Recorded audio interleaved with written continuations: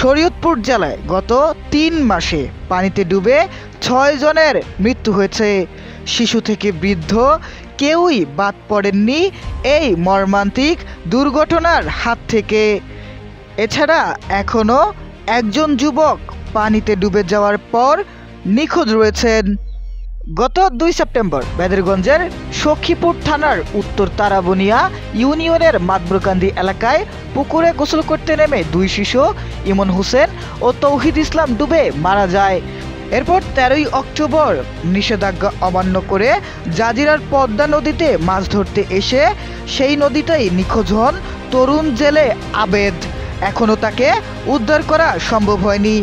এরপর ১৬ই অক্টোবর বেদেরগঞ্জে বন্ধুদের সাথে পুকুরে গোসল করতে নেমে ২৪ বছর বয়সী সিয়াম পানিতে ডুবে মারা যান।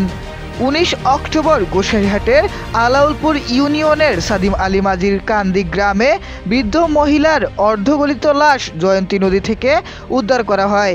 তিনি ৩ দিন ধরে নিখোঁজ ছিলেন। প্রাথমিকভাবে ধারণা করা হয় তিনি পানিতে ডুবেই মৃত্যুবরণ করেন।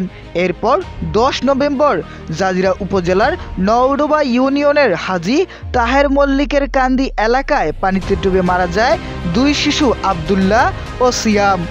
সচেতন মহলের মতে শরীয়তপুরে বসবাসরত সকল নাগরিকের উচিত সাঁতার শেখা, কারণ শরীয়তপুরের বিভিন্ন অঞ্চলে রয়েছে নদী, নালা, খাল, বিল, পুকুর।